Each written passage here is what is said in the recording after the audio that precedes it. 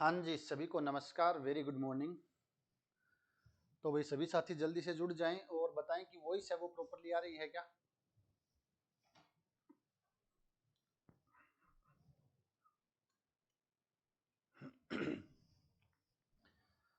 जल्दी से कमेंट कर देवें।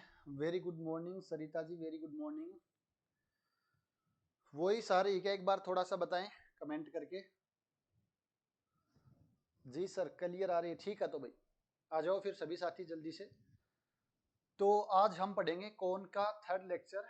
2 लेक्चर पढ़ चुके हैं अभी तक शंकु के बारे में, जिसमें हमने बेसिक इंफॉर्मेशन देखी थी। शंकु क्या होता है, शंकु की समीकरण क्या होती है, जब हमें निर्देशिक वक्र गिवन है, शीर्ष गिवन है, तो उससे गुजरने वाला शंकु का समीकरण, मूल बिंदु से गुजरने वाला शंकु का समीकरण क्या होता है, शंकु शीर्ष और उसके जनक रेखा है, उसके जो दिग अनुपात है उनमें क्या रिलेशन होता है, क्या संबंध होता है। उसके बाद हमने देखा था लास्ट क्लास में कि कोई भी जनरल इक्वेशन है एक्स वाई जेड में द्विघात समीकरण की, तो वो शंकु को कब निरूपित करती है, वो क्या प्रतिबंध है, क्या कंडीशन है, उसके बारे में हमने देखा था। और उसके बाद हम बात करें तो आपके पास आया था कि सरल रेखा और स्पर्श रेखा और स्पर्श समतल है, उसके बारे में देखा था। स्पर्श समतल की समीकरण क्या होती है, उसके बाद कोई स्पर्शता की शर्त, कंडीशन ऑफ टेंजेंसी क्या होती है, ये सभी के बारे में हमने लास्ट क्लास में चर्चा की थी। और जो लास्ट टॉपिक हमने पढ़ा था वो था रेसिप्रोकल कोण यानी कि व्युत्क्रम शंकु। तो यहाँ तक किसी साथी को किसी भी प्रकार का डाउट हो तो एक बार बोल सकते हो, हम उसको वापस डिस्कस कर लेंगे। जब भी आप कोई टॉपिक पढ़ते हो तो कोशिश करो कम से कम ये पॉइंट आपके बिना देखे हुए याद होनी चाहिए। जब भी टाइम मिले आप टॉपिक रिवाइज कर रहे हो तो अगर आपने जिस क्या बोलते हैं हायरार्की के अकॉर्डिंग आपने पढ़े हैं, पहला ये दूसरा ये, अगर आपको ये भी बिना देखे लिख देते हो तो ये मानकर चलो उस सब्जेक्ट में आपका 50-60% है वो काम पूरा हो गया है। क्योंकि अगर टॉपिक याद आ गए तो आपको ये भी याद आ जाएगा इसके अंदर क्या पढ़ा था, इसमें क्या पढ़ा था, इसमें क्या पढ़ा था। और जैसे टॉपिक कंप्लीट होता है उसके लास्ट में भी ये जरूर लिखना चाहिए। तो देखें सबसे पहले शंकु क्या होता है, तो हमने देखा शंकु की परिभाषा क्या थी। शंकु एक स्थिर बिंदु से गुजरने वाली कोई एक सर रेखा का बिंदु पथ होता है जो दिए गए वक्र को काटती है या पृष्ठ को स्पर्श करती है। जो बिंदु है वो शीर्ष है, जो कर्व या पृष्ठ है वो गाइडिंग कर्व या गाइडिंग सरफेस है, और जो सर रेखा है वो उसकी जनक रेखा या जनरेटर कहलाती है। उसके बाद शीर्ष व निर्देशक वक्र दिया हुआ हो तो शंकु का समीकरण हम शॉर्टकट सीखा था हमने, अल्फा बीटा गामा। अगर आपके पास उस शंकु का शीर्ष है एक्स वाई जेड हम लिखते हैं, और जो भी गाइडिंग करो गिवन है उसकी हेल्प से हम यहां से क्या लिख सकते हैं, उस शंकु का समीकरण है वो लिख सकते हैं। शंकु का समीकरण जिसका शीर्ष मूल बिंदु हो, ये इंपॉर्टेंट है। अगर आपके पास मूल बिंदु शीर्ष वाले शंकु का समीकरण लिखना हो तो वो आपके पास समघात द्विघात समीकरण होती है, यानी a x square plus b y square plus c z square plus 2h x y plus 2g x Z plus 2f y z बराबर 0। यानी एक्स वाई जेड में समघात द्विघात समीकरण बनानी है तो वो आपके पास मूल बिंदु शीर्ष वाले शंकु का समीकरण आ जाता है। नेक्स्ट है शंकु शीर्ष एवं जनक में संबंध, यानी जनक क्या होता है, जनरेटर लाइन है। तो उसमें हमने संबंध देखा था कि अगर आपके पास x अपॉन एल बराबर y अपॉन एम बराबर z अपॉन एन, अगर ये रेखा इस शंकु की जनक रेखा है तो हमें क्या करना है, x को रिप्लेस करना है l से, y को रिप्लेस करना है m से, और z को रिप्लेस करना है n से। ये आपको ध्यान रखना है। या मैं से बोलूं f l m n बराबर 0। अगर ये आपके पास x y z है, कैपिटल F ले लो भाई यहाँ पर, क्योंकि स्मॉल हम यहाँ पर यूज में ले रहे हैं। तो ये कैपिटल एक्स वाई जेड, इस मैं बोलूं इस एक्सप्रेशन को, तो आपके पास एफ एल एम एन, यानी एक्स को एल से रिप्लेस करना है, वाई को एम से रिप्लेस करना है, और जेड को एन से रिप्लेस करना है। तो ये हमारे पास जो जनक है उसकी दिक अनुपात में रिलेशन आ जाता है। ये इफ एंड ओनली होता है भाई। उसके बाद हमने देखा था कि व्यापक द्विघात समीकरण द्वारा शंकु को निरूपित करने का प्रतिबंध। व्यापक द्विघात समीकरण क्या होती है, ये तो आपके पास होगा ही होगा। इसके अलावा 2ux plus 2vy plus 2wz plus d बराबर 0, तो वो समीकरण शंकु को कब निरूपित करती है? जब आपके पास a B C F G h g f you we डब्ल्यू डी और यू वी डब्ल्यू डी बराबर 0, यानी इस डिटर्मिनेंट का मान अगर 0 आता है तो उस केस में जो एक्स वाई जेड में कोई भी द्विघात समीकरण है जनरल, वो शंकु को निरूपित करेगी। ये आपको ध्यान रखना है भाई।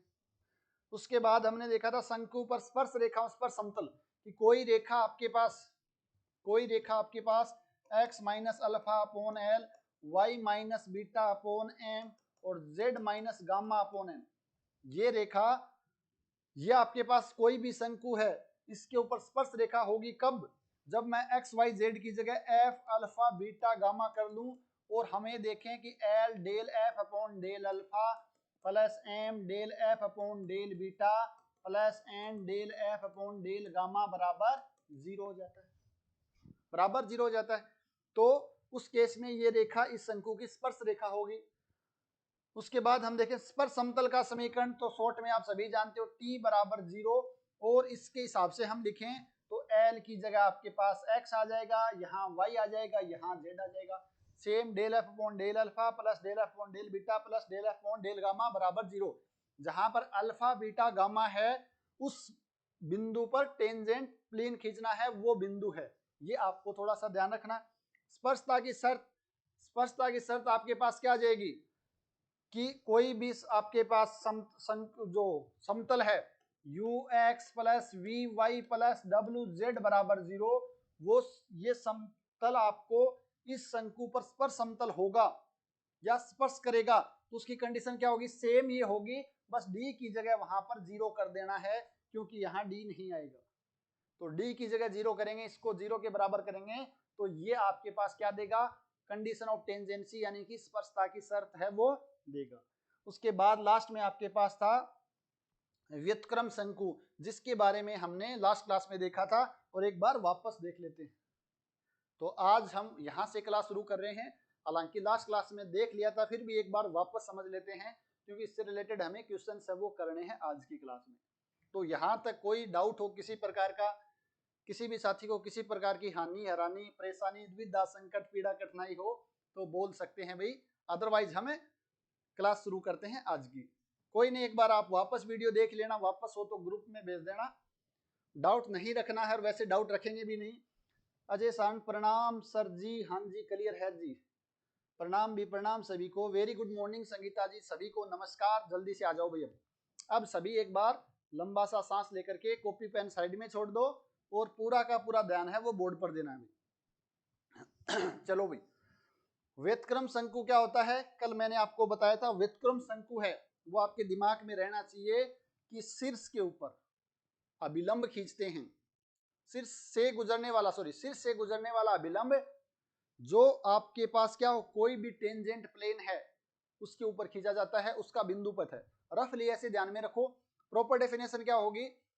जो आपके पास व्युत्क्रम शंकु है या रेसिप्रोकल कोन है, वो एक आपके पास क्या है, स्पर्श समतलों पर, जितने भी स्पर्श समतल हैं, और हम एक बात जानते हैं कि स्पर्श समतल हमेशा शीर्ष से गुजरेंगे, तो स्पर्श समतलों पर शीर्ष से क्या खींचे? अभिलंब खींचे, तो उस अभिलंब का जो बिंदु पथ है वो आपके पास रेसिप्रोकल कोण या व्युत्क्रम कोण को बताता है।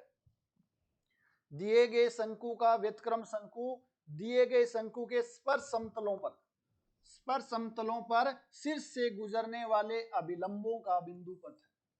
यह आपके पास मैं सिंपलेस्ट कोण की बात कर रहा हूं ताकि आपको समझने में चीजें थोड़ी सी आसान रहे। या आपके पास कोई शंकु है, ये मान लेते हैं आपके पास कोई प्लेन है जो इससे गुजर रहा है, यह आपके पास शीर्ष है, इस शीर्ष पर मुझे क्या खींचना है? अभिलंब खींचना है। इस वर्टेक्स पर हमने कोई अभिलंब खींचा, दूसरा समतल आएगा, दूसरा अभिलंब, जितने समतल होंगे उसके अकॉर्डिंग आपके पास अभिलंब मिलता रहेगा, और इस अभिलंब का जो बिंदु पथ है, इस अभिलंब का जो बिंदु पथ है वो आपके पास क्या कहलाएगा? एक व्युत्क्रम शंकु या रेसिप्रोकल कोण है वो कहलाएगा। अगर इस प्रकार का शंकु है तो इसके ऊपर उल्टी टोपी कलेक्शन आगे बोल टोपी के ऊपर उल्टी टोपी जैसा मिलेगा, बट ये नहीं सेम ऐसी टोपी हो, वो थोड़ा ज्यादा हो सकता है, कम हो सकता है, लगभग ऐसी ही आकृति आपको मिलेगी। तो ये परिभाषा आपको ध्यान रखनी जरूरी है, क्योंकि कई बार क्वेश्चन है वो रेसिप्रोकल कौन ना दे करके इस डेफिनेशन से पूछ लेंगे। एक क्वेश्चन देखेंगे हम अभी कि कई बार वो ऐसे नहीं कहेंगे रेसिप्रोकल कौन की समीकरण बताओ, वो आपको ऐसे बोल देंगे कि ऐसे वो समीकरण बताओ जो आपके पास क्या हो, locus of normal through vertex to the tangent plane. तो अगर हमें परिभाषा नहीं पता है तो वो क्वेश्चन हम नहीं कर पाएंगे। तो हमें परिभाषा भी अच्छे से देखनी है और उससे रिलेटेड हमें कंसेप्ट भी समझना है। उसके बाद हमने देखा था व्युत्क्रम शंकु का समीकरण। अगर आपके पास दिया गया शंकु है वो a x square plus b y square plus c z square plus 2hxy plus 2gxz plus 2fyz बराबर 0 है। ये आपके पास कोई दिया गया शंकु का समीकरण है और हमें इस शंकु का रेसिप्रोकल कोण या व्युत्क्रम शंकु निकालना है। तो मेथड क्या है, आपको ए को कैपिटल ए से रिप्लेस करना है, बी को कैपिटल बी से रिप्लेस करना है, सी को कैपिटल सी से रिप्लेस करना है, 2hxy 2gxz प्लस 2fyz बराबर कैपिटल आएगा भाई, यहाँ पर जो f है वो कैपिटल आएगा बराबर 0। तो ये शंकु आपके पास क्या करेगा, इसके रेसिप्रोकल कोण का समीकरण होगा। ये आपके पास व्युत्क्रम शंकु का समीकरण है।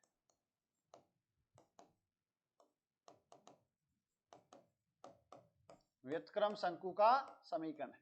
यहां से मुझे एक बात और याद आई, तो मैं यहाँ पर एक बार वापस उस चीज का जिक्र कर लेता हूं कि जो हमने देखी थी स्पर्शता की शर्त, वो आपके पास यहाँ 0 करने के बाद इसको सोल्व करके आएगी।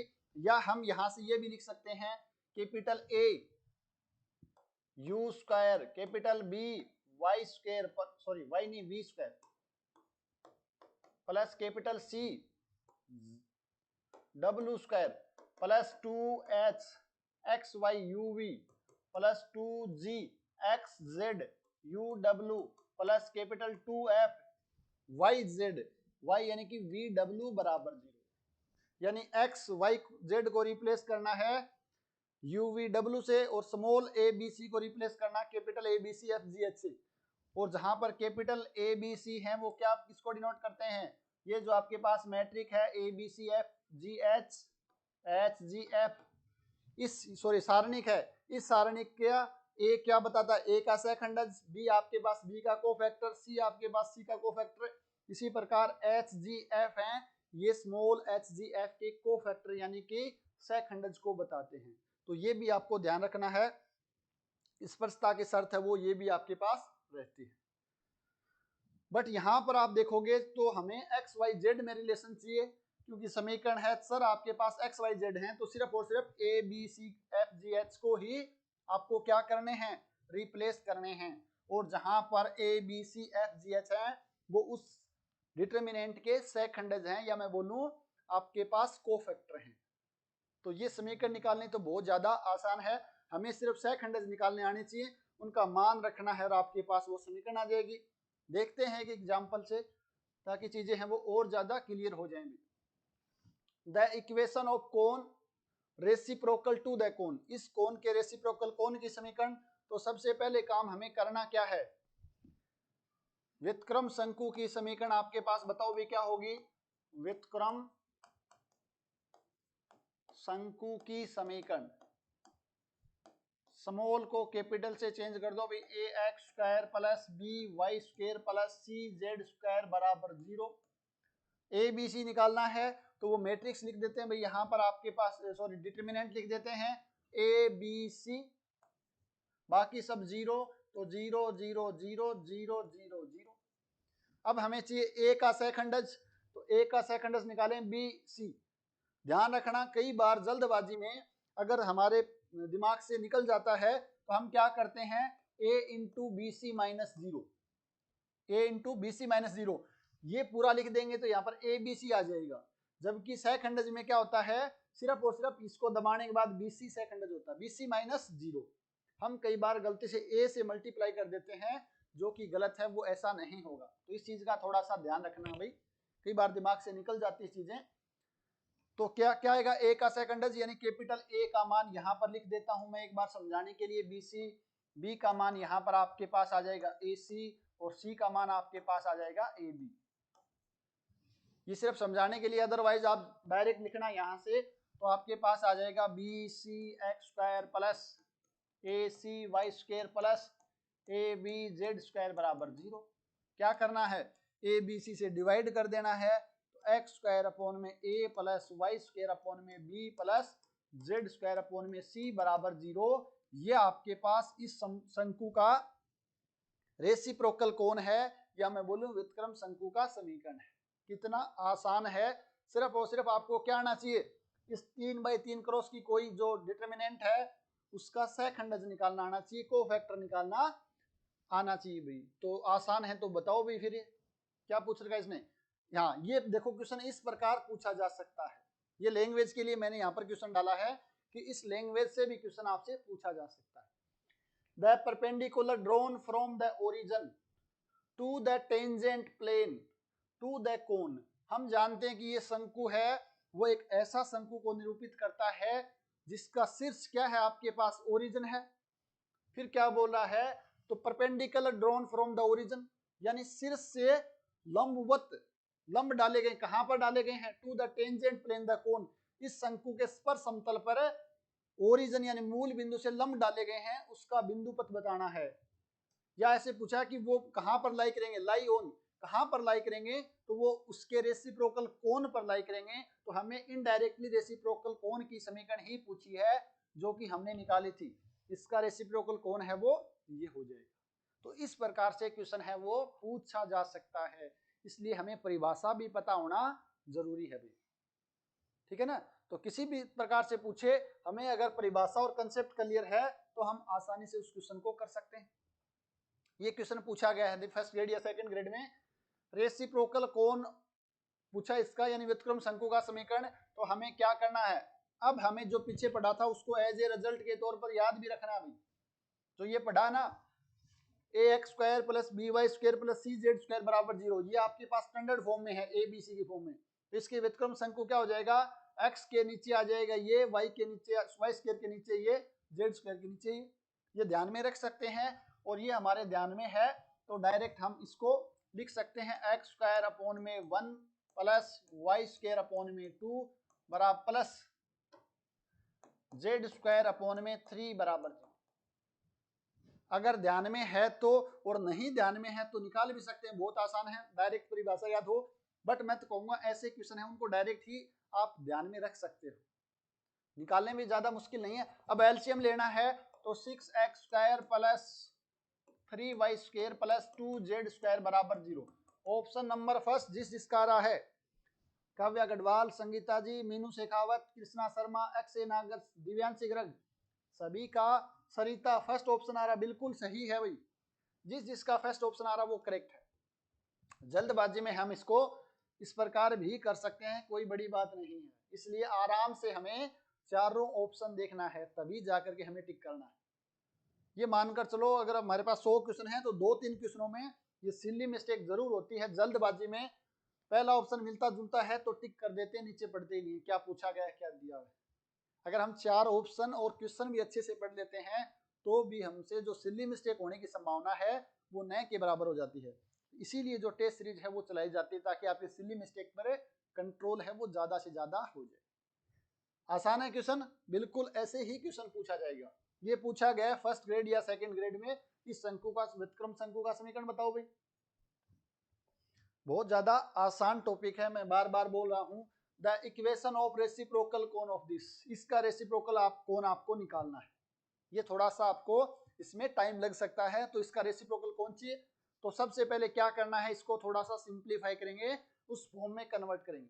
बीच में प्लस हो या माइनस हो कोई फर्क नहीं पड़ेगा, आपसे प्लस वाला भी पूछा जा सकता है और माइनस वाला भी पूछा जा सकता है। तो इसको हम सिंप्लीफाई करते हैं थोड़ा सा, f into x plus minus g into y, इसको मैं उस साइड ले जाता हूं तो ये आ जाएगा माइनस प्लस एच जेड। वैसे कोई फर्क नहीं पड़ेगा, माइनस प्लस लिखो या प्लस माइनस लिखो, कोई ज्यादा फर्क पड़ पढ़ता नहीं है। दोनों तरफ स्क्वायर कर दो भाई, जैसे स्क्वायर करेंगे तो आ जाएगा F X plus G Y plus -2 time under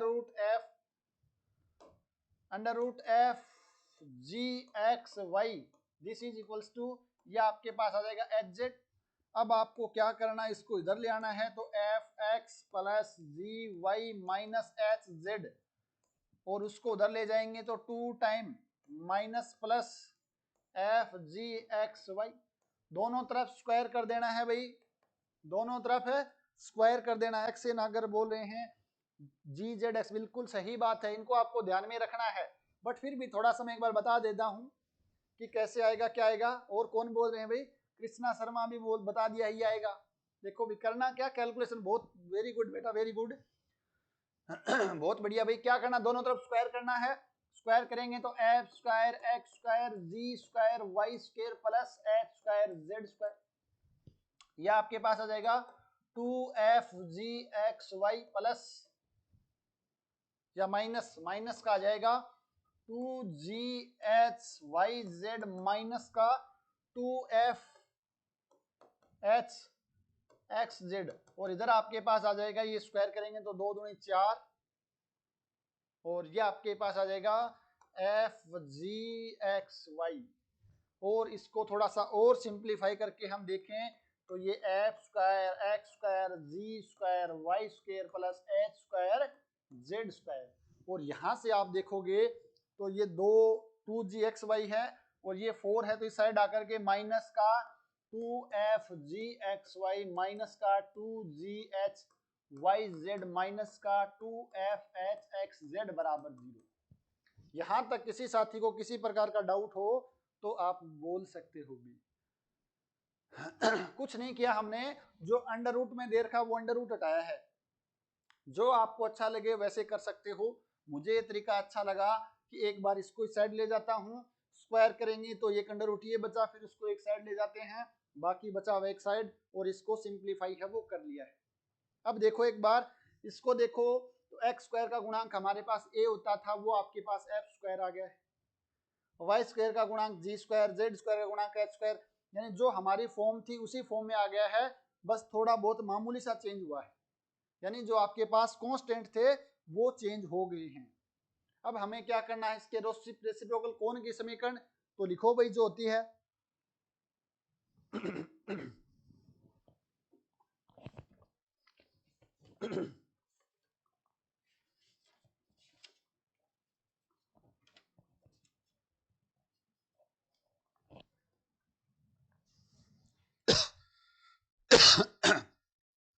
sorry भाई अब हमें रेसिप्रोकल कोण तो क्या करना है उसको कैपिटल से चेंज करना है। ए का मान यहां पर देखोगे तो आपके पास क्या है, ये कैलकुलेशन आप कर लेना भाई थोड़ा सा। ए की जगह आपके पास क्या रहा यहाँ पर ए की जगह एफ स्क्वायर है, बी की जगह जी स्क्वायर है, सी की जगह एच स्क्वायर है, या आपके पास किसकी जगह है 2h(x,y), 2h आपके पास ये है, 2g आपके पास ये है, और 2f आपके पास ये है। एक सेकंड सॉरी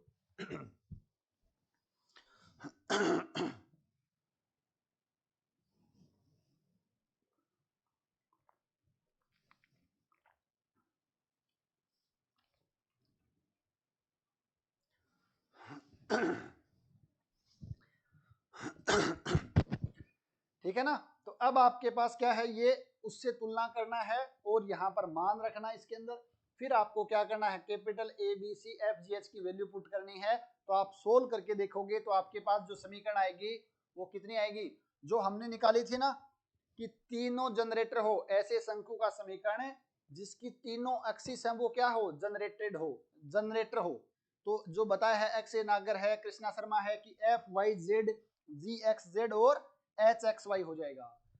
आपको पता हो तो मैंने बताया था, क्या बताया था, जो आपकी समीकरण होती है a x square b y square plus c z square plus 2h(x,y) plus 2f(y,z) plus 2g(x,z) बराबर 0। ऐसे शंकु का समीकरण है जिसकी तीनों निर्देशीय अक्षें क्या हो, जनरेटर हो। तो हमने बताया था कि ये वाली समीकरण आ जाती है वहां पर ए बी सी जीरो हो जाते हैं, फिर दो कॉमन लेते हैं तो h x y plus f Y Z plus g z x बराबर जीरो। तो ये आपके पास समीकरण आएगी जब आप इसको सिंप्लीफाई करोगे। तो ये आपका होमवर्क है, भी कैलकुलेशन थोड़ा सा आप कर लेना। तो ध्यान रखना, अब आगे से आपको डायरेक्ट, अब ये कैलकुलेशन आप देखो, अगर आप बिना एग्जाम घर पर करोगे तो भी कम से कम 3-4 मिनट आपको लग जाएंगे। तो आपको ध्यान रखना है, इसको क्या करना है, याद करना है, ये क्वेश्चन को याद करना है। समझ तो लिया हमने पूरा कंसेप्ट कैसे आता है। अगर भूल जाते हैं और टाइम है तो निकाल भी सकते हैं, बट थोड़ा सा लेंथी प्रोसेस है, तो इसको ध्यान में रखेंगे। एफ एक्स जी वाई एच जेड बराबर जीरो है, बीच में चाहे प्लस हो चाहे माइनस हो कोई फर्क नहीं पड़ेगा। इसका जो आपके पास रेसिप्रोकल कौन आएगा, वो आएगा F Y Z plus F G X Z plus H x Y बराबर जीरो आ जाएगा, बराबर जीरो आ जाएगा। ध्यान देखोगे थोड़ा सा, तो यहां से आप ध्यान रखने के लिए ऐसे ध्यान रख सकते हो, एफ के साथ एक्स आ गया, जो बच गया वो आ जाएगा वाई जेड, जी के साथ वाई आ गया, बच गया वो एक्स जेड, एच के साथ जेड आ गया, बच गया वो एच एक्स वाई बराबर जीरो। तो अपने दिमाग में थोड़ा सा ऐसे ध्यान में रख सकते हो ताकि दिमाग से निकले नहीं, ठीक है ना। तो इस क्वेश्चन को आपको डायरेक्ट ही ध्यान रखना है, पूछा जा सकता है, स्टैंडर्ड क्वेश्चन है, अच्छा क्वेश्चन है। इस कोण का रेसिप्रोकल कौन ये है, अब ये पूछे कि इसका रेसिप्रोकल कौन कौन है, तो इसका रेसिप्रोकल कौन ये हम जानते हैं, एक दूसरे के रेसिप्रोकल कौन होते हैं, तो इसका पूछो या इसका पूछो एक ही बात है, ये एक दूसरे के रेसिप्रोकल कौन है वो होते हैं। ये आपको थोड़ा सा ध्यान रखना भी यहाँ पर। चलो तो नेक्स्ट आगे बढ़ते हैं। नेक्स्ट जो आपके पास कंसेप्ट है वो है शंकु को एक समतल द्वारा काटने पर प्राप्त दो रेखाओं के मध्य कोण। जब आपके पास कोई शंकु एक समतल को काटता है तो उससे हमें दो रेखाएं प्राप्त होती हैं, उन रेखाओं के मध्य कोण क्या होगा। वापस देखो, आपके पास सबसे सिंपलेस्ट कोण को मैं लेकर चल रहा हूं, यह आपके पास कोई कोण है। अब इसको कोई शंकु कट करता है, इसको कोई शंकु कट करता है, आप कहोगे सर शंकु को समतल इस प्रकार कट कर दे तो इस प्रकार अगर शंकु कट करता है तो हमने कोनिक सेक्शन में पढ़ा था, अगर आपको याद हो तो आपके पास अलग अलग मिलते हैं। यहां पर आपके पास क्या मिल जाएगा, ये आपके पास दीर्घवृत्त मिल जाएगा। अगर इस प्रकार कट करता है तो आपके पास एक क्या मिल जाएगा, सर्कल मिल जाएगा। तो वो अलग अलग काटने के तरीके हमने देखे थे। तो स्ट्रेट लाइन कब मिलती थी हमें, जब वो समतल कहां से गुजरता हो, सिर से गुजरता हो। तो यहां पर आपको अंडरस्टूड होना चाहिए कि जब भी कोणों की बात, लाइनों की बात कर रहा है, तो वो शंकु जो समतल है वो शंकु के सिर से गुजरेगा। यानी उस केस में जो आपके पास जो समतल है वो ऐसे गुजरेगा, और जैसे ही आपके पास गुजरेगा तो एक लाइन ये और एक लाइन ये भी आपके पास कहां पर होगी, उस कोण पर ही होगी। तो दो लाइनें, इसको आप थोड़ा सा ज्योमेट्री से खुद विजुलाइज करके देखोगे कि आप पेज से कौन बनाया। अभी मैं थोड़ा सा दिखाई देता हूं आपको, चलो 1 मिनट का समय दीजिए मुझे, छोटा सा थोड़ा सा। अगर आपके पास जैसे ये वाला कोई कोण है, ये आपके पास कोई कोण है, जब इस कोण को हम, ये आपके पास सिर से इससे कट करेंगे तो एक लाइन तो यहां से मिलेगी, एक लाइन यहां से मिलेगी, हमेशा हमें क्या मिलेगी, पेयर ऑफ स्ट्रेट लाइन ही मिलेगा। अगर शंकु स्पर्श करेगा तो उस केस में जो रेखा है वो समपाती हो जाएंगी। अगर कट करता है तो एक लाइन यहां से गुजरेगी और दूसरी लाइन है वो यहां से गुजरेगी। तो दो सरल रेखा हमेशा मिलेंगे जब वो समतल सिर से होकर गुजरता है, सिर से होकर गुजरता है। अगर टच करेगा तो हमें क्या मिल जाएगा,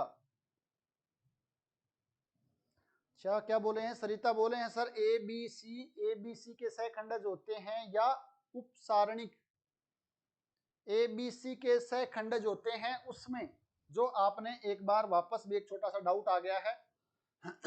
अगर मैं इन जनरल लिखूं A B C F G H H F G, अगर हमें ए का सहखंडज पूछा जाता है, ए का, तो वो कैसे निकालते हैं सहखंडज, ये हटा करके B C minus F G, और हमें साइन देखना है, तो ये प्लस माइनस इस प्रकार चलता है। तो ए का सहखंडज आपके पास ये आएगा। अगर हमें एच का सहखंडज निकालना है तो एच को छोड़ेंगे, इसको छोड़ेंगे तो H C minus F square आएगा, बट साइन माइनस है तो ये माइनस आ जाएगा। तो इस प्रकार हमें इसका सहखंडज निकालना है भाई। इस प्रकार ए इसका सहखंडज निकाल दिया, इस प्रकार एच का सहखंडज। अब यहां से आप तुलना कर लेनी है, ए का मान ये है, बी का मान ये है, सी का मान ये है। यहां से आपके पास एच का मान आएगा, यहां से आपके पास जी का मान आएगा, और यहां से आपके पास एफ का मान आएगा। तो थोड़ा सा आपको तुलना करते हुए वो सारणी बनानी है, वो सारणिक बनाना है, और वहां से उसके कोफैक्टर या सहखंडज हैं वो निकालने। एक बार आप आराम से अभी छोड़ दो भी इसको, सहखंडज वाले को, ये बाद में होमवर्क करना समझते हुए, अदरवाइज ये आगे वाला टॉपिक है वो समझ में नहीं आएगा। ठीक है ना, अभी मत नहीं करना किसी को। होमवर्क का मतलब क्लास होने के बाद ही उस क्वेश्चन को वापस करना है। एक बार वापस इधर आओ भाई, जो नया टॉपिक है उसको समझो, उसको बाद में कर लेना। तो हम क्या देख रहे हैं, ओके सर, हम क्या देख रहे हैं कि आपके पास कोई शंकु है, एक कोई समतल है। अगर वो शीर्ष से गुजरता है तो शंकु को दो रेखाओं में कट करेगा। तो हमें उन दो रेखाओं की समीकरण पूछ सकता है, या उन दो रेखाओं के बीच में कोण पूछ सकता है। वो हमें देखना है कि किस प्रकार निकालेंगे। तो कंसेप्ट को समझते हैं। एक बार आओ भाई, ये मैंने आपको समझा दिया है। तो आपके पास माना शंकु का समीकरण, माना शंकु का समीकरण, तो हम सबसे सिंपल शंकु लेकर चलेंगे। यहाँ पर a x square plus b y square plus c z square plus 2hxy plus 2gxz plus 2fyz बराबर 0। ये शंकु ही आपके यहाँ पर डिस्कस किया गया है, और यहीं से क्वेश्चन पूछा जाएगा। और हमें पता है इसका जो वर्टेक्स यानी शीर्ष है वो क्या है, मूल बिंदु है। 0 0 वर्टेक्स है। तो मान लेते हैं शंकु भी जो मूल बिंदु से गुजरने वाला है, माना समतल, और समतल आपके पास क्या है, ux plus vy plus wz बराबर 0। क्यों? क्योंकि ये शीर्ष से गुजरना चाहिए, शीर्ष इसका मूल बिंदु है, और ये समतल है वो मूल बिंदु से गुजरता है, क्योंकि इसमें कांस्टेंट टर्म नहीं आ रही। समझिए, आपके पास समीकरण 1 है।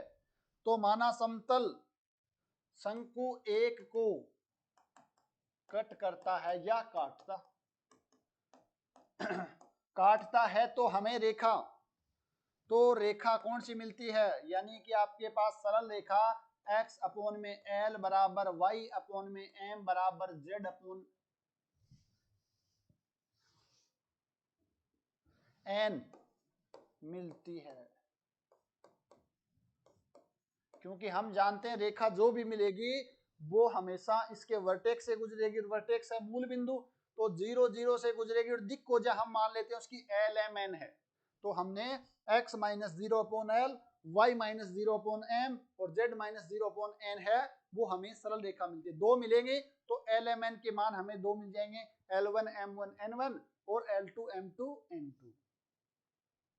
कोई समस्या नहीं, ये हमें गिवन है, ये हमें गिवन है, और हमने हमारी मर्जी से मान ली कि जब ये समतल इस शंकु को काटता है तो ये रेखा मिलेगी, और हमें पता है ये मूल बिंदु से गुजरेगी, और इसकी हमने lmn है वो दिक्कोजय मान ली। अब हमारा काम है वो यही है कि lmn निकालो। दो मिलेंगे, अगर lmn आ गई तो रेखा की समीकरण आप यहां से लिख सकते हो, x अपोन l1 बराबर y अपोन m1 बराबर z अपोन n1। दूसरी रेखा x अपोन l2 बराबर y अपोन m2 बराबर z अपोन n2। तो ये हमारे पास रेखाएं आ गई। अगर हमारे पास रेखाएं आ गई हैं तो उनके बीच में कोण निकालना है। तो हम जानते हैं उनके बीच कोण क्या हो जाएगा, कोस थीटा बराबर l1 l2 plus m1 m2 plus n1 n2 upon में under root l1 square plus m1 square plus n square into l2 square plus m2 square plus n square. तो वो हम पहले कर चुके हैं भी रेखा में। अगर रेखा ही मिल गई तो उनके बीच में कोण निकालना तो बहुत ज्यादा आसान है। तो अब हमें देखना कि मैन का पूरा काम हमारे पास है कि ये दिक् हो जाए, कैसे कैसे मिल जाए, lmn का मान हमें निकालना है। तो यहां से देखो आपके पास एक संबंध देखते हैं। ये रेखा है, वो एक चीज देखो, ये समतल पे लाई कर रही है, ये रेखा है वो इस समतल पे लाई तो करेगी करेगी, अगर कट कर रहा है तो तो समतल पे लाई कर रहा है, इसका मतलब क्या होगा भाई, चूंकि रेखा समतल पर स्थित है, अगर रेखा समतल पर स्थित है तो यहां से मुझे एक बात का पता चल रहा है जो आपको भी पता है अगर आपने समतल पढ़ा है तो, अगर ये आपके पास कोई समतल है, ये इसके अंदर रेखा है, तो हम जानते हैं कि इस समतल के जो अभिलंब के दिग अनुपात हैं और इस रेखा के जो डायरेक्शन रेशियो दिग अनुपात हैं, उनका दोनों का डॉट प्रोडक्ट है वो 0 होगा, क्योंकि इसका अभिलंब आपके पास और ये हैं वो दोनों क्या होंगे, परपेंडिकुलर होंगे, तो उनका डॉट प्रोडक्ट 0 होगा। तो अभिलंब के दिग अनुपात UVW है, इस रेखा के दिग अनुपात LMN है, तो मैं लिख दूं डायरेक्ट, अतः है LUL plus VM plus WN बराबर 0 होगा। ये समीकरण नंबर 2 दे देता हूं, इसको समीकरण नंबर 3 दे देता हूं। ये बात सभी को समझ आ गई ना भाई, रेखा समतल में स्थित है तो हमने बहुत अच्छे से पढ़ा था समतल के अंदर कि इसका अभिलंब और रेखा की जो दिग अनुपात है और अभिलंब के दिग अनुपात हैं, उनका डॉट प्रोडक्ट है वो क्या होगा, 0 होना पड़ेगा। क्यों, क्योंकि एक दूसरे के परपेंडिकुलर वेक्टर हैं। दूसरी चीज देखो यहां से भाई, ये रेखा आपके पास कहां मिलेगी, इस शंकु के पृष्ठ पर मिलेगी, और शंकु के पृष्ठ पर कोई भी रेखा लो वो हमेशा क्या होती है, जनक रेखा होती है, जनरेटर होती है। और अगर ये जनरेटर है तो हमने रिलेशन पढ़ा था, शंकु, उसके शीर्ष और उसके जनक रेखा में एक रिलेशन पढ़ा था हमें, अगर आपको याद हो, एल, ये रेखा अगर इसकी जनरेटर है तो LMN है वो इसको संतुष्ट करेंगे, यानी AL square plus BM square plus CN square plus 2H LM plus 2G LN plus 2F MN बराबर 0 आएगा, या मैं इसको ऐसे भी लिख सकता हूं FLMN बराबर 0, अगर ये आपके पास FXYZ बराबर 0 हो तो। ये चीज बताओ समझ में आई कि नहीं आई। आज भी मैंने डिस्कस किया था, तीसरा पॉइंट या चौथा पॉइंट था, सबसे पहली क्लास में पढ़ा था, शंकु, उसके शीर्ष और जो जनक रेखा है उसके दिग अनुपात में क्या रिलेशन होता है, इफ एंड ओनली रिलेशन पढ़ा था। तो ये समीकरण नंबर 4 होगी। तो अगर आपको यहां तक कोई समस्या नहीं है तो 3 और 4 से हमें क्या करना है, LMN का मान निकालना है। और ये काम हमें सबसे पहली या दूसरी क्लास में किया था, जब 3D स्टार्ट की थी फर्स्ट वाली, कि हमें कोई रेखा है, दो रेखा, उनके दिक् अनुपातों में संबंध दिया गया हो तो वहां से हमें क्या निकालना है, उन रेखाओं का समीकरण निकालना है या उनके बीच में कोण निकालना है। अगर आपको याद हो तो पहली या दूसरी क्लास थी 3D की, जिसमें हमने बेसिक पढ़ी थी दिक् कोजा और दिक् अनुपात, तो वहां पर हमें संबंध दिया था और यहां से हमें क्या करना है, LMN का मान निकालना, इन दोनों को सोल्व करके, और फिर हमें क्या करना था, उस रेखा का मान यहाँ रखेंगे LMN का, तो हमें रेखाएं मिल जाएंगी, और जैसे रेखाएं मिल गई तो उनके बीच में कोण आ जाएगा। दिव्यांश शिक्षक बोले हैं सर यहाँ ओरिजिन वर्टेक्स वाला कोण क्यों लिया है, क्योंकि बेटा यही सिंपल है, दूसरी चीज आपकी बुक में भी यही डिस्कस कर रखा है, अदरवाइज कैलकुलेशन है वो बहुत ज्यादा लेंथी हो जाएगी और आपके किसी काम की नहीं रहेगी। आप बुक में डेरिवेशन देखोगे तो यही लेकर कर रखा है, क्योंकि ये चीजें समझनी आसान है, अदरवाइज उसका डेरिवेशन तो बहुत ज्यादा लेंथी हो जाएगा, बहुत ज्यादा लंबा हो जाएगा, इसलिए नहीं किया है। तो आपके क्वेश्चन ये हैं तो मैं तो वही लेकर आपको करवाऊंगा, ठीक है। कैलकुलेशन को सिंपल करने के लिए या कोई और रीजन, कैलकुलेशन सिंपल ही करना है, अदरवाइज आपके पास कोई और दूसरा वर्टेक्स मिलेगा तो उस वर्टेक्स से गुजरने वाला आपके पास जो आपके पास शंकु का समीकरण होगा, फिर समतल का समीकरण भी उसके अकॉर्डिंग करना पड़ेगा, फिर रेखा भी आपके पास उसके अकॉर्डिंग होगी, ठीक है ना। तो वो समझाने के लिए, आपको मेन कंसेप्ट समझाने के लिए चीजें आसान लेके चलते हैं। अब आप कहोगे सर ये शंकु आपने क्यों लिया, क्योंकि ये सिंपल सा है, समझने के लिए आसान है। दूसरा अगर कोई गाइडिंग करो अलग लेंगे तो वो अपना देखा हुआ ही नहीं लगेगा, ठीक है। तो बुक में भी यही लेकर के किया हुआ है और बुक में भी वही आसान रहता है, इसीलिए करते हैं, ठीक है ना। तो अपने को जो आसान है, अपने एग्जाम के लिए इंपॉर्टेंट है, वही हमने करना है। तो पहले तो मुझे ये बताओ कि ये 3 और 4 समीकरण कैसे लिखी, ये समझ में आ गई ना सभी के।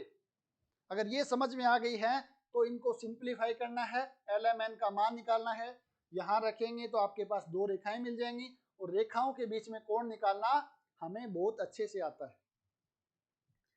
आगे बढ़ूं पक्का? यहाँ तक कोई समस्या नहीं है ना? ये हमें सोल्व करना है। ये जब आपके पास यहाँ u v w a b c की वैल्यू कोई न्यूमेरिकल वैल्यू होगी तो सिंप्लीफाई करना अपने लिए बहुत ज्यादा आसान रहेगा। तो चलो फिर मैं आगे बढ़ता हूँ, कोई समस्या नहीं है। सरिता जी बोल रहे हैं कोई समस्या नहीं सर, आगे बढ़ सकते हैं। तो चलो भाई, अब आपको दो रिलेशन यहाँ पर ध्यान रखना है, वेरी वेरी इंपॉर्टेंट है। क्वेश्चन है वो पूछे जाने की संभावना 99% है, वो यहाँ से है। क्या है यहाँ पर? देखो, रेखाएं लंबवत होंगी। अगर आपके पास दो रेखाएं मिलती हैं, वो परपेंडिकुलर हो रही हैं, तो आपके पास एक संबंध आएगा, कंडीशन आएगी, वो ध्यान रखना है। कब होगा? जब a plus B plus C into U square plus V square plus W square बराबर एफ यू वी डब्ल्यू। जहां पर एफ यू वी डब्ल्यू तो आप सभी जानते हो कि capital F X Y Z, अगर उसको लेकर चल रहे हैं तो F you we W A U V square B V square C W square two F V W two G U W plus two H U V. ठीक है ना? एक्स वाई जेड को रिप्लेस करना है you V W से। A B C, ए आपके पास x square का गुणांक है, बी आपके पास वाई स्क्वायर का गुणांक है, सी आपके पास है जेड स्क्वायर का गुणांक है। और प्लेन में यू वी डब्ल्यू क्या है? प्लेन के अभिलंब के अधिक अनुपात है, तो उनका स्क्वायर करना है। तो ये आपको ध्यान रखना भाई, direct A plus B plus C into U square है, यहाँ यू वी डब्ल्यू नहीं है, इनका स्क्वायर है, U square plus V square plus W square बराबर एफ यू वी डब्ल्यू। ये आपके पास है। ठीक है ना? आसान है, कोई समस्या नहीं। नेक्स्ट, रेखाएं संपाती होंगी, कोइंसिडेंट होंगी, यानी एक के ऊपर एक। रेखा संपाती होने का मतलब क्या है? मैंने बताया था कि जब आपके पास वो समतल है वो टेंजेंट प्लेन हो जाएगा, उस केस में आपको पास एक ही रेखा मिलेगी, या मैं बोलूं दो रेखाएं मिलेंगी, वो एक दूसरे पे संपाती होंगे। और कोई समतल शंकु के स्पर्श समतल हो, यानी कि स्पर्श समतल हो, तो हमें क्या कंडीशन मिलती है? वहां पर हमें ये वाली कंडीशन मिलेगी, A you square plus B V square plus C W square plus two F E W plus two G U W plus two H U V बराबर 0। सभी जानते हो ना आप? ये वाली कंडीशन आपको मिलती है जब आपके पास समतल है वो शंकु का स्पर्श समतल हो, तो कंडीशन ऑफ टेंजेंसी है वो आपके पास ये मिल जाएगी। बट आपको ध्यान में ज्यादा ये रखना है, यहां से क्वेश्चन पूछे जाने की पूरी संभावना है। तो देखते हैं क्वेश्चंस, और वहां से चीजें हैं वो और ज्यादा हमारे क्लियर हो जाएंगी। समतल द्वारा शंकु को दो लंबवत रेखाओं, वो लंबवत रेखा होंगी, वो जनक ही होंगे, आपके पास जनरेटर होंगी, जनकों में काटने की शर्त बतानी है भाई। ये समतल इस शंकु को दो लंबवत जनकों में कब कट करेगा, दो लंबवत रेखाओं में कब कट करेगा? तो सबसे पहले रिलेशन आपको लिखना है A plus B plus C, यहाँ पर U square plus V square plus W square, और यहाँ पर एफ यू वी डब्ल्यू। अब आपको इसको थोड़ा सा सिंप्लीफाई करना है। ए बी सी का मान ए बी सी है, यू वी डब्ल्यू है, तो हमें एफ यू वी डब्ल्यू करना है।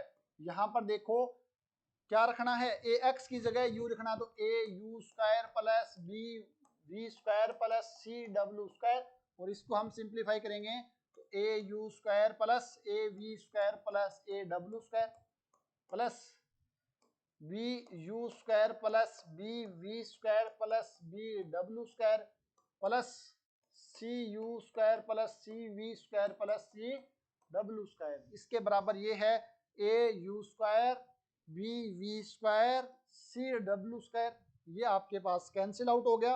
अब आप देखो ए कॉमन लेते हैं यहां से, या यू स्क्वायर आपके पास कॉमन ले लेना है यहां से, तो आपके पास आ जाएगा B plus C U square plus, जैसे वी स्क्वायर कॉमन लेंगे तो आपके पास A plus C V square plus, यहां से अगर हम कॉमन ले लेते हैं डब्ल्यू स्क्वायर, तो यह आ जाएगा ए प्लस बी डब्ल्यू स्क्वायर बराबर 0। तो ये आपके पास कंडीशन आ गई है कि जब ये समतल इस शंकु को दो लंबवत रेखाओं में कट करेगा, तो आपके पास ये कंडीशन आएगी B plus C U square plus A plus C V square plus A plus B W square. तो ये आपके पास वो कंडीशन आएगी भाई। बताओ कोई समस्या है तो यहां तक आसान है कि नहीं है निकालना? अगर लंबवत वाला पूछता है तो बहुत ज्यादा आसान है, अगर लंबवत वाला ये पूछेगा तो हमारे लिए बहुत ज्यादा आसान हो जाएगा। ठीक है ना। ये शंकु थोड़ा सा सिंपल शंकु दे दिया, यहाँ पर आपके पास FGH नहीं दिया है, तो ये कट पीट के ऐसे डायरेक्ट भी आप उसको ध्यान में रख सकते हो, और डायरेक्ट नहीं ध्यान में है तो बस आपके ये ध्यान में होना चाहिए। अब यहाँ पर क्या करेगा, UVW की न्यूमेरिकल वैल्यू दे सकता है, ABC की न्यूमेरिकल वैल्यू दे सकता है, तो वहां से आपके पास जो आपके पास क्या बनेगा, जो कंडीशन आएगी वो भी आपके पास क्या आ जाएगी, न्यूमेरिकल कंडीशन है वो आ जाएगी। चलो नेक्स्ट क्वेश्चन देखते हैं। The equation to the line in which the plane है वो कट करेगा कोन को, and also find the angle between the line of section. ये अच्छा क्वेश्चन है, ये स्टैंडर्ड क्वेश्चन मैंने इसलिए डाला ताकि आपको पूरा का पूरा एक बार जो कंसेप्ट है वो क्लियर हो जाए। क्या बोल रहा है कि ये समतल इसको कट कर रहा है, तो उन रेखाओं की समीकरण बतानी है, और दूसरी चीज उन दो रेखाओं के बीच में कोण बताना है। तो रेखाओं की समीकरण आ जाएगी तो कोण है वो अपने आप ही आ जाएगा। तो आप कहो तो मैं डायरेक्ट लिख देता हूं, यहाँ पर आपके पास मान लेते हैं रेखा की समीकरण, ये आपको करना है, माना रेखा की समीकरण, रेखा की समीकरण, तो आपको क्या मानकर चलना है, x अपोन में l, y अपोन में m बराबर z अपोन में n। अब यहां से एक रिलेशन तो आपके पास आ जाएगा 2l plus m minus n बराबर 0। क्यों, क्योंकि इसके जो दिक अनुपात हैं 2 1 माइनस 1 है, इसके lmn है, और दूसरा आपके पास आ जाएगा ये 4l स्क्वायर माइनस का m square plus 3n square बराबर 0। तो ये दो आपके पास lmn है, इन दोनों की हेल्प से हमें lmn का मान है वो निकालना है। तो यहाँ से देखो n का मान 2l प्लस m है, समीकरण इसमें रख देते हैं, ये समीकरण 1 और 2 से। जैसे n का मान उठा के रखा तो 4l square minus m square plus 3 time n का मान रख दिया 2l प्लस m का होल स्क्वायर बराबर 0। यह आ जाएगा 4l square minus m square plus 3 time 4l square plus m square plus 2 दूनी 4lm बराबर 0। और यहां से आप देखोगे तो यह आ जाएगा 4 4 या 12 4 16l स्क्वायर, ये 3m है, और ये आपके पास 1m है, तो ये आ जाएगा प्लस का 2m स्क्वायर, और ये आपके पास आ जाए 3 चौक 12lm बराबर 0। एक बार 2 से भाग कर देते हैं तो आपके पास आ जाएगा m स्क्वायर प्लस 6lm, और ये आ जाएगा प्लस 8l स्क्वायर बराबर 0। तो ये आपके पास समीकरण आ गई है।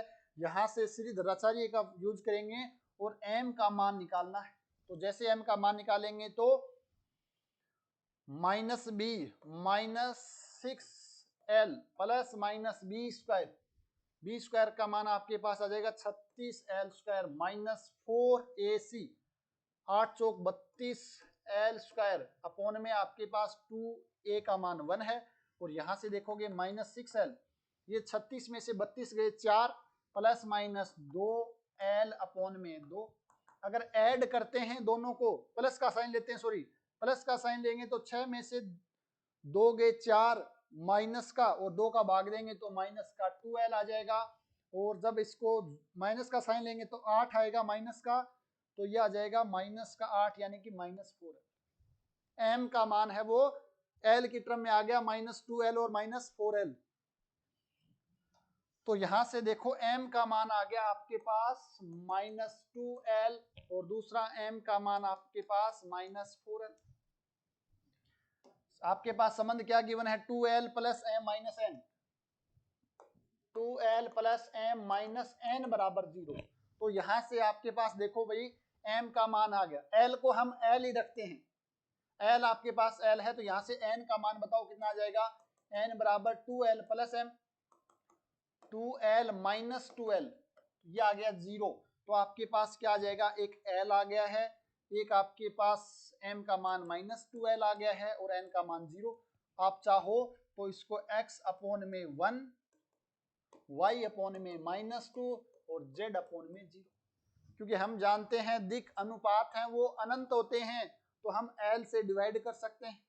तो आपके पास 1 माइनस 2 और 0 आ जाएंगे, और दूसरी रेखा आपको यहां से मिल जाएगी, m का मान माइनस 4l रखेंगे तो n का मान यहां से आपके पास आ जाएगा 2l प्लस m है, तो 2l -4l यानी कि -12। तो आपके पास जो m का मान आएगा l का, तो l m 4l माइनस का, और m का मान n का मान है -12। तो रेखा की समीकरण आ जाएगी x अपोन में 1, y अपोन में -4 और z अपोन में -2।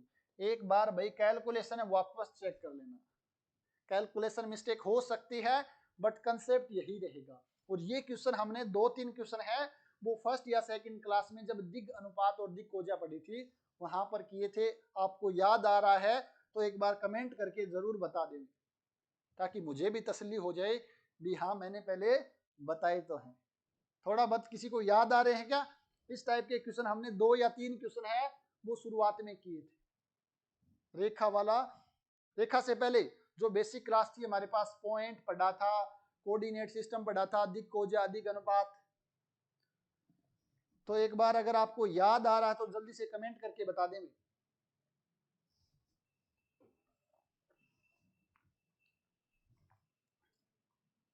एक्स नागर बोले सर याद आ रहा है भाई। अजय सान जी सर जी 2 किए थे, अजय सान को याद है कि 2 किए थे, क्वेश्चन नंबर भी याद है।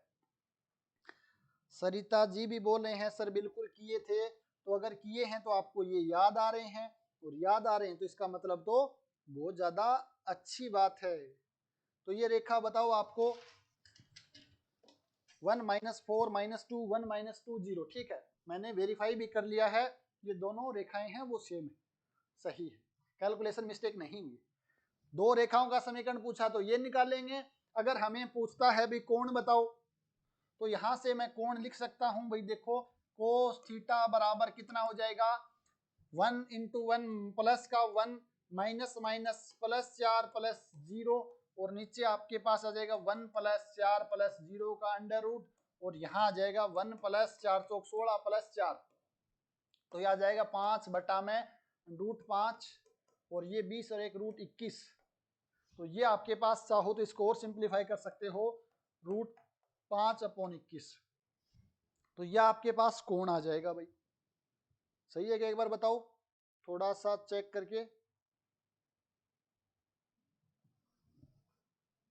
कुछ कैलकुलेशन मिस्टेक तो नहीं किया ना, गड़बड़ कर दी थोड़ी सी। ये +1 और +8 है भाई, ये प्लस का 8 है। थोड़ा सा कैलकुलेशन यहाँ पर हमने कर दी। देखो 4 दूनी 8 होगा प्लस का, तो ऊपर 9 आएगा, नीचे √5 आएगा और √21 आएगा। तो ये आपके पास आएगा। और सिंप्लीफाई तो क्या कर सकते हैं, 21 5 105, 9/105 कर सकते हैं, इससे ज्यादा अपन कुछ कर नहीं सकते हैं, ठीक है ना। तो ये मैंने सिर्फ क्वेश्चन है वो यहाँ से पूछे जाने की संभावना थोड़ी सी कम है, थोड़ी कम क्या ज्यादा ही कम लग रही मुझे तो, क्योंकि इतनी कैलकुलेशन अगर आपसे नहीं करवाएगा, ये कैलकुलेशन ज्यादा है। फिर भी मैंने आपको सिर्फ एक समझाने के लिए कि रेखाएं हैं वो कैसे निकलती हैं और इनके बीच में कौन है वो कैसे पूछा जाता है, ये बताने के लिए आपको मैंने क्वेश्चन कराया है। अदरवाइज यहाँ से क्वेश्चन पूछे जाने की संभावना कम है, और पूछा भी जाता है तो आप एक बार छोड़ दें, अगर आपके पास टाइम हो तभी करना है। यहाँ से लंबवत वाला पूछा जा सकता है, और लंबवत वाला तो डायरेक्ट आपको एज ए रिजल्ट के तौर पर वो ध्यान रखना। नेक्स्ट आ जाओ, शो दैट द प्लेन, ये समतल है, cut the cone in perpendicular, लंबवत लाइनों में कट करेगा। तो आपको बताना कंडीशन क्या है, या तो आपको शो दिखाना है कि लंबवत कट करेगा तो यह आएगा, या कंडीशन पूछ सकता है, तो आपको वो ध्यान रखना है भी a + b + c u² + v² + w², 4-5 बार लिखोगे तो आपको याद भी हो जाएगा। बट ध्यान रखना ए बी सी आपके पास इनके गुणांक थे, ए बी सी का मान 0 है, a0 b0 c0, तो ये आपके पास 0 आएगा, तो आपके पास सिंपल बचेगा f v u w = 0। u v w क्या थे, उस प्लेन के अभिलंब थे, उस प्लेन के जो अभिलंब के दिग अनुपात थे, यहाँ पर आपके पास ए बी सी से वो डिनोट किए गए हैं। तो यहाँ पर आपको ए बी सी रखना है, तो जैसे ही रखोगे आपके पास B C plus A C plus A B = 0, A B C का भाग दे देते हैं, तो 1/a + 1/b + 1/c = 0। ये आपके पास रिलेशन या संबंध आ गया। आया समझ में या नहीं आया? m की वैल्यू दोनों सही हैं क्या? लास्ट स्लाइड में m की वैल्यू दोनों सही हैं क्या? मेरे अकॉर्डिंग तो दोनों ही सही है। m की वैल्यू यहीं पर तो बात कर रहे हो ना, ये वाला, ये -2l और -4l। तो एक बार वापस चेक कर लो भाई। प्लस लेंगे तो ये माइनस का 4l आएगा, 2 का भाग देंगे तो माइनस का 2l, माइनस लेंगे तो माइनस का 8l बटा 2 -4l। कहाँ पर दिक्कत लग रही है? मीनू सिखावत आपको, एक बार वापस चेक कर लो, कई बार हो सकता है मिस्टेक हो। -2l और -4l ये मान रखा, तो m की वैल्यू और m की वैल्यू मैंने तो वेरीफाई भी कर लिया है। एक बार आप वापस चेक कर सकते हो सकता है गलती हो जाए भाई, कैलकुलेशन की मिस्टेक है वो, किसी से भी हो सकती है। आपको कहां पर लग रहा है डाउट, थोड़ा सा बताएं। फर्स्ट वाली सेटिस्फाई नहीं कर रही, फर्स्ट वाली सेटिस्फाई किसको नहीं कर रही है भाई? ये वाली सेटिस्फाई नहीं कर रही है। ये देखो इसका मान ये आ गया 2l, m की जगह -2l, n का मान 0 है, तो ये तो 0 आ रहा है भाई, सेटिस्फाई कर रहा है फर्स्ट वाला। तो m की जगह -12 रखा, ये +12 है, ये आपके पास 0 है, 0 आ रहा है। इक्वेशन को कर रहा है भाई, वापस देखो मीनू से कहा तो वापस देखो, n का मान 0 आ रहा है। यहाँ पर आपको ये नहीं लेना भी l की जगह l है, ये तो सिर्फ हमने lmn जो हम दिक अनुपात लेते हैं, ये l या अगर l लेते हैं तो आपके पास m का मान ये आएगा, उसके पास n का मान ये आएगा। ये इस इक्वेशन में नहीं रखनी है, इस इक्वेशन में तो आपके पास m और n का मान ही रखना है। सही है, अक्षय नागर बोले सही है।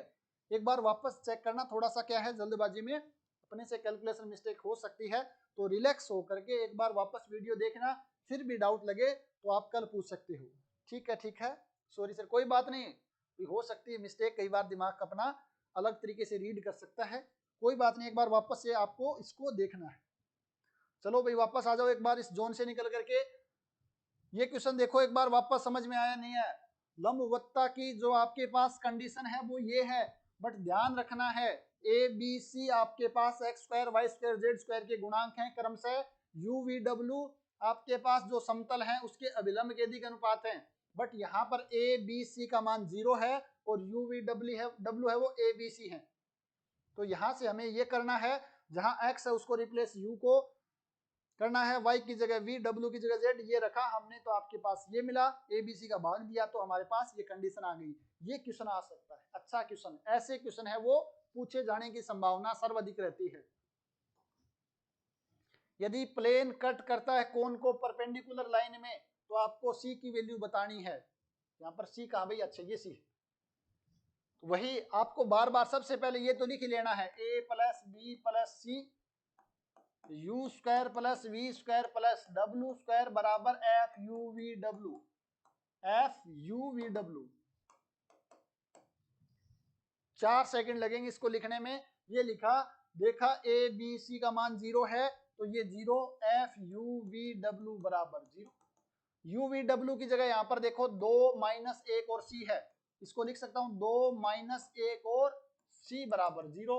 ये मान यहाँ रखना है, y × z - c plus z × x, z × x 2c, xy -2 बराबर 0। ये आपके पास आएगा c बराबर 2, c बराबर 2 किसका आ रहा है अभी? c बराबर 2, c का मान 2 आना चाहिए। ये आपको करना है, ये अच्छा क्वेश्चन है, पूछा जा सकता है, इस टाइप के क्वेश्चन है वो पूछे जाएंगे, क्योंकि एग्जामिनर भी अगर सही से एग्जामिनर है तो वो ध्यान रखता है भी इतने कम समय में कोई विद्यार्थी क्वेश्चन को किस टाइप का क्वेश्चन है वो अटेम्प्ट कर सकता है।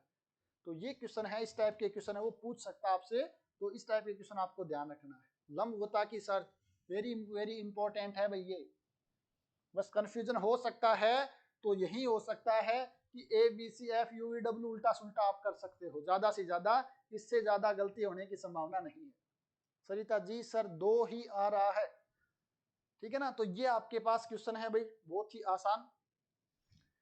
अब आपके पास, चलो थोड़ा सा बता देता हूं इसको, नेक्स्ट क्लास में वापस हम डिस्कस कर लेंगे। तो आपके पास क्या है, एक छोटी सी चीज देखो भी सामने, देखो अब सभी एक बार इंपॉर्टेंट कंसेप्ट समझने जा रहे हैं, क्वेश्चंस को एक बार जहां पर है उसको रोक दीजिए। शंकु के 3 परस्पर समकोणिक पर समतल होने का प्रतिबंध है कि उसके व्यतिक्रम शंकु के 3 परस्पर समकोणिक जनक रेखाएं हों। आपके पास, या इसको उल्टा बोलो, उल्टा भी सही है, किसी शंकु के 3 परस्पर समकोणिक जनक रेखाएं हैं तो उसके व्युत्क्रम शंकु के 3 परस्पर समकोणिक स्पर समतल होंगे। ये भी आपको ध्यान रखना है। जैसे देखो भी एक बार, ये आपके पास कोई शंकु है, इस पर 3 लंबवत क्या है आपके पास, स्पर समतल हैं, परस्पर समकोणिक स्पर समतल। समकोणिक का मतलब क्या, उनके बीच में समकोण है यानी कि लंबवत हैं।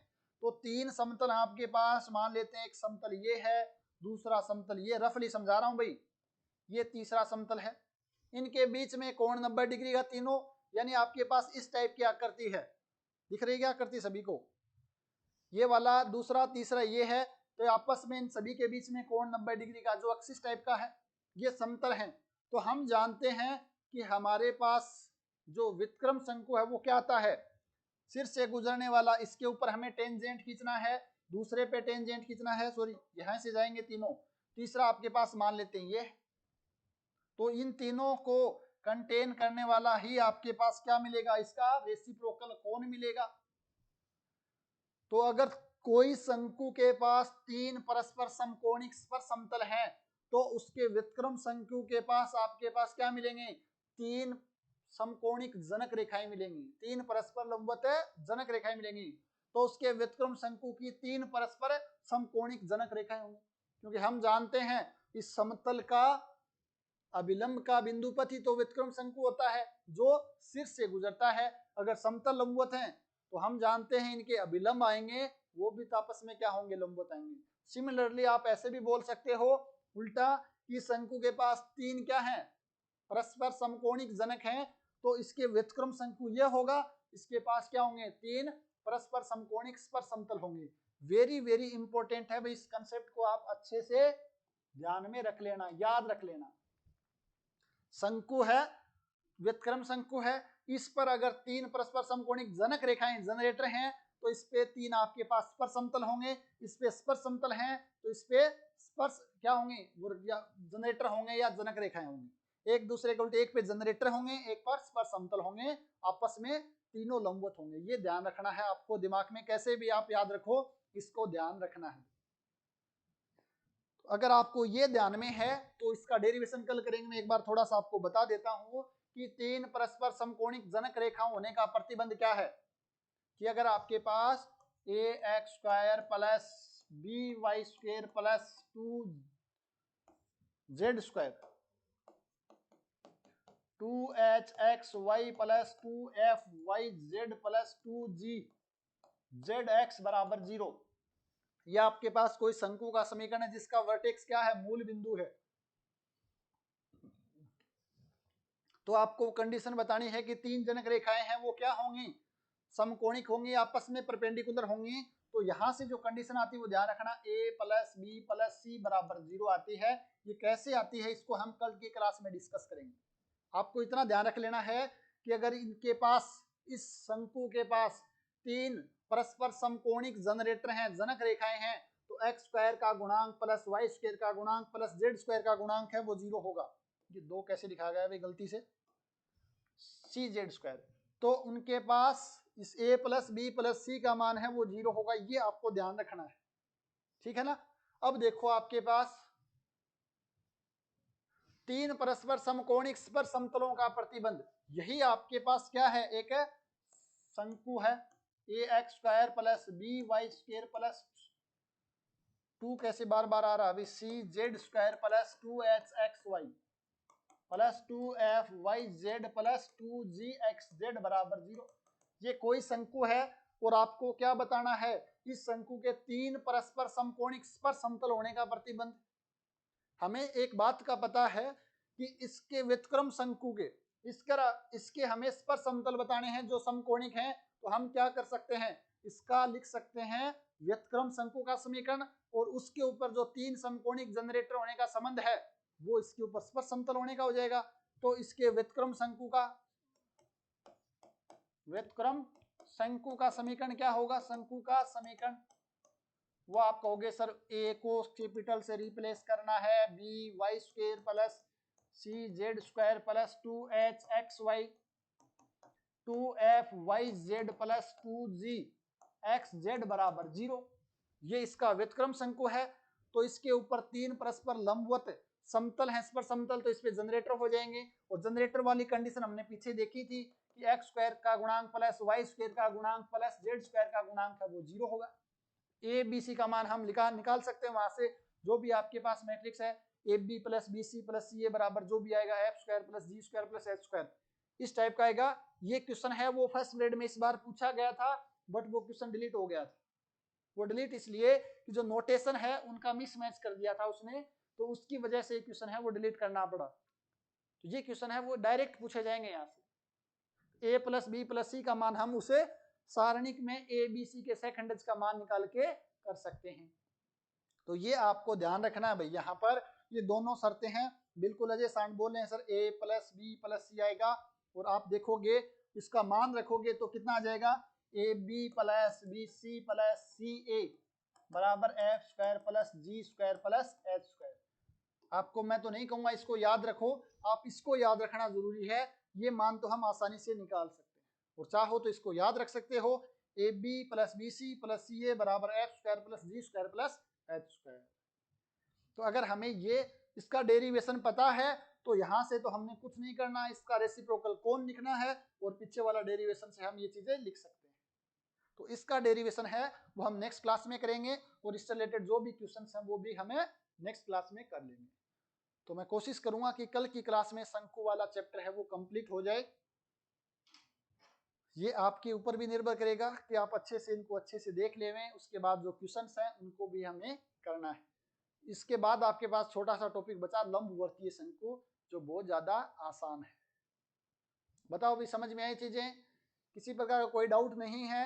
छोटे छोटे टॉपिक हमने 8 7 10 टॉपिक पूरे होंगे, थोड़ा थोड़ा ध्यान रखना है, और क्वेश्चन है वो बिल्कुल स्ट्रेट फॉरवर्ड आएंगे। ये क्वेश्चन पूछा गया फर्स्ट ग्रेड में, ठीक है ना। तो भाई ये आज की क्लास थी आपके। अब कोई भी डाउट हो तो आप एक बार बोल सकते हो, अदरवाइज कल तो हम वापस मिलेंगे और इस चैप्टर को कंप्लीट करना ही है।